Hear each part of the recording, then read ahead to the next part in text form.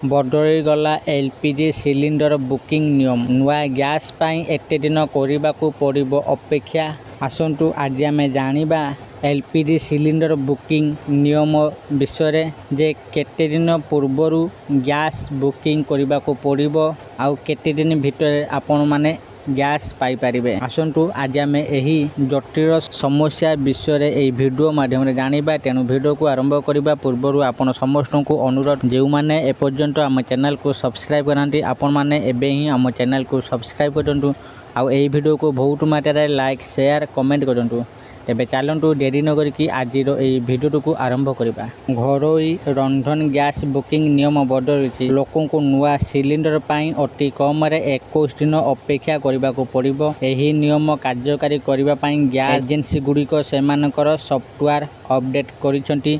यही परिवर्तन सत्वे बुकिंग 24 घंटा मध्य सिलिंडर डेलीवरी कराजिबो। वर्तमान विश्व जो युद्धर परिस्थिति सृष्टि होइछि ताकू दृष्टि रखी घरोई गैस सिलिंडर बुकिंग पाई नियम रे परिवर्तन करा जायछि। यही बुकिंग अवधि किछि दिन पूर्वर 15 दिन रु 21 दिन को वृद्धि करा जायथिबा बेले आज यह 25 दिन को बढ़ाई दिया जायछि। हठात गोटे सिलिंडर बुक करिबार 24 दिन पर अथवा 25 नंबर दिन ही अन्य एक सिलिंडर बुक करि परिबे। यही नियम अनुसार ग्राहक माने एबे नुआ गैस सिलिंडर पाई लॉकिन अवधि पर द्वितीय गैस सिलिंडर बुक करें।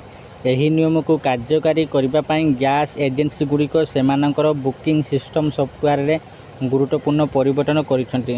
द्वितीय बुकिंग पूर्व 24 दिन अपेक्षा करने को पड़ो। घर गैस सिलिंडर बुकिंग नियम सबुठार गुरुत्वपूर्ण परिवर्तन होउछि डेलीवरी समय पूर्व परवर्ती सिलिंडर पाई अपेक्षा अवधि 15 दिन थिला किंतु यह वर्तमान 25 दिन को वृद्धि करा जायछि। यार मूल अर्थ होउछि आपणक घरे थरे सिलिंडर वितरण हेबा परे परवर्ती सिलिंडर 25 दिन पर ही वितरण करा जिबा। गैस एजेंसी गुड़िकर सॉफ्टवेयर अपडेट करिसेंती। यही नुआ नियम को कड़ाकड़ी भाव में लागू करने सारा देशर गैस एजेंसी गुड़िकर सॉफ्टवेयर रे आवश्यक परिवर्तन करा जायछि। तैल कंपनी गुड़िक सॉफ्टवेयर रे एक डिजिटल लॉक अंतर्भुक्त करछंती जहाँ स्वयंचालित भाव में 2टी सिलिंडर मध्य 25 दिन व्यवधान निश्चित करे।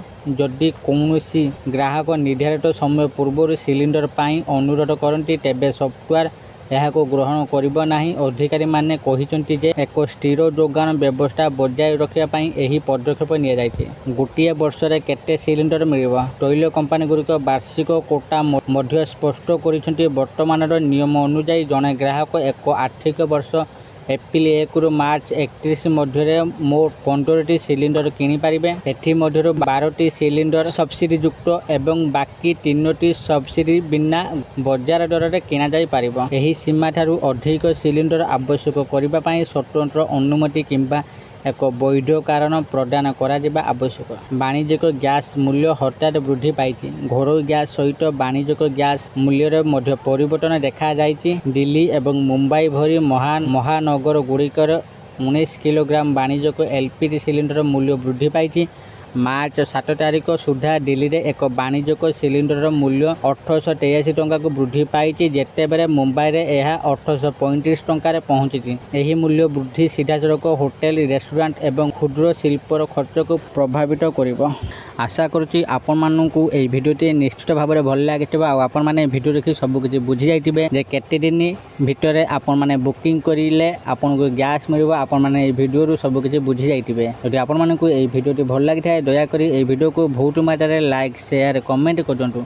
आ जो मैंने एपर्यंत आम चैनल को सब्सक्राइब करना आपण मानू अनुरोध आपण मैंने एबे ही आम चैनल को सब्सक्राइब करूँ। आज ये पुणी देखा आउ एक नुआ भिडियो से पर्यंत मु दीपू आपण मान विदाय नौची। रोची धन्यवाद।